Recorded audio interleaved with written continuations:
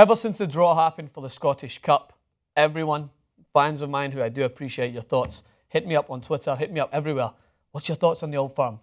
What are you thinking about? What is going through your mind? And all I can say is, I'm fucking buzzing. I am fucking buzzing for this game, right? And of course, if you're new to the channel, welcome. Hit the subscribe button, all that good stuff. Even if you are a Rangers fan, stumbling across here. If you may need a background, I'm a Scottish native, but I'm flying the flag for our Scots in Los Angeles, and I admit that there's nothing that masks the excitement of an Old Firm day. And I just tweeted out saying, there's not many times in my, I would say, very blessed life in the sunny state of California that I contemplate changing California back for Glasgow.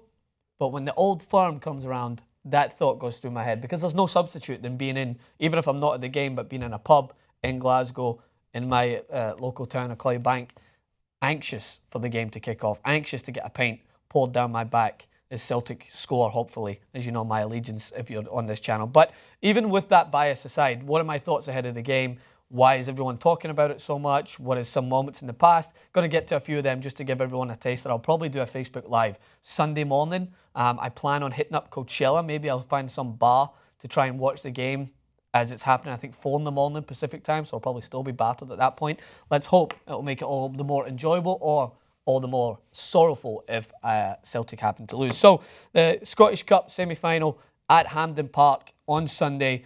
They met last year. Celtic emerged victorious 2-0.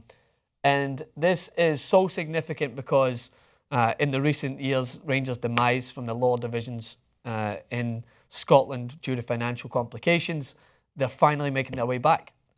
Many different views. People are like, oh, that's not the real Rangers died, this is a new Rangers, new form. And that's all just banter, I think, to try and get underneath Rangers' skin. And then Rangers will come back saying, you're just obsessed with us. Celtic fans are not satisfied with their own team, that they need to be satisfied by talking about Rangers so much. And the bottom line is, I'm a Celtic fan through and through. I despise Rangers on game day. I have some of my best friends are Rangers fans. But the bottom line, plain and simple, I'll probably get hate because I've got a lot of family members that are Celtic fans. Both teams need each other. Scottish football needs this rivalry. Look at the ratings. Look at the ratings in Scottish football from television. Look at the threats made from Sky Sports about how back as soon as Rangers were demoted, that they just wouldn't be able to justify the viewership to be able to continuously pump money into Scottish football. And obviously stopped by them, and we've got different distribution networks in there that are running the Scottish Premier League. I think I've seen that Fox actually runs the Scottish Championship here in the US, so there is some television coverage there. But to me, I may be wrong. You may think that Scottish football will be able to survive. I think it looks more reminiscent of an Irish football league or the Welsh football league without Celtic and Rangers, because that rivalry is the only thing about Scottish football, minus the two big teams, that is transcendent.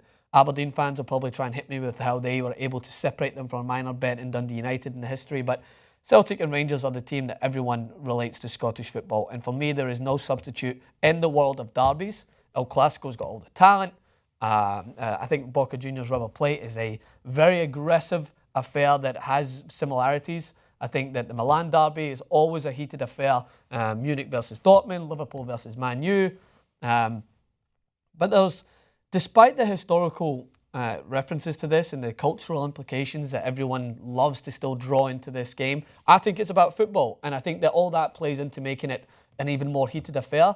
But as soon as that game stops, my hatred for Rangers fans stops. I don't tie into any cultural obligations. I don't care about Catholic Protestant affairs. I know that that's played a historical role in what makes it so exciting, so I can't completely disregard it when it comes to the fact that it only amplifies the heat between both teams, so it makes it an enjoyable game. But I don't stand and I don't condone any of the actions on either side or the sectarian chants or anything. But if you're new to the Old Firm, basically, going back to the origins of the team, there's always been Protestant implications for Rangers and Catholic implications for Celtic. You'll see the British flag being thrown around in the Rangers end, and you'll see tricolours being flags in the Celtic end. And it just depends on the nature of the game. It all depends on how fans are feeling that day, whether you experience sectarian chants or anything else. I don't care about that. I really could not give two flying shits. I care about the game itself. I care about how much passion is involved. I care about what makes football the sport it is, because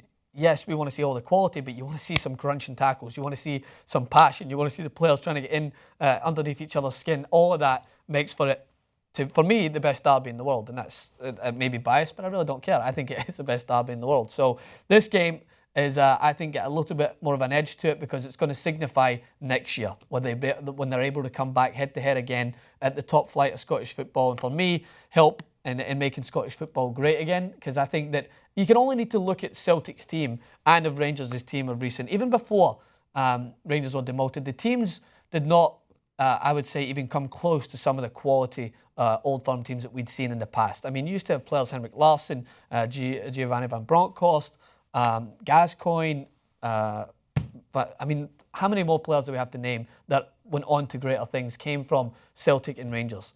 But nowadays, we'll just feeder clubs. We'll feeder clubs to the lower level of English football. That people will go to Aston Villa or go to even the Championship in England because they'd rather do that than play at the competitive level of Scottish football. And Celtic used to be able to offer the fact that, we play Champions League football, so come to us. But then sometimes we don't even qualify for that, and we struggle in the Europa League. So you only have to look at the implications of the team to see that Celtic and Rangers need each other to get to that level of success again.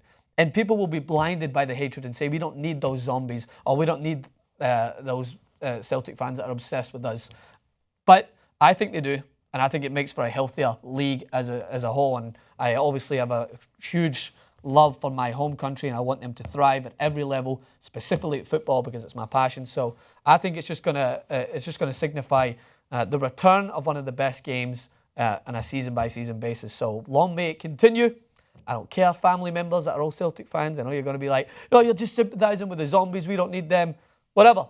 Just my thoughts. I know I was asked before, what was one of your favourite Old Firm memories? As of recent, and I mean like maybe 10 years, 10 years, Shinsuke Nakamura posted that goal on Facebook. You can check that over at TYT Sports on Facebook.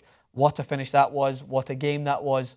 And then there was another game as of recent. Mark Wilson scored a lone goal right back for Celtic.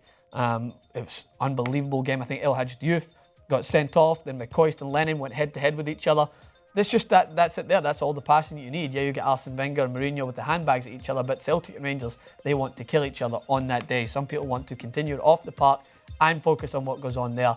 I'm excited for it. I'm going to be up at the crack of dawn, and I'll be make sure to follow me on Twitter and get all my thoughts on it at Francis_Max. So come over here to TYT Sports and subscribe, and I'll see you guys soon.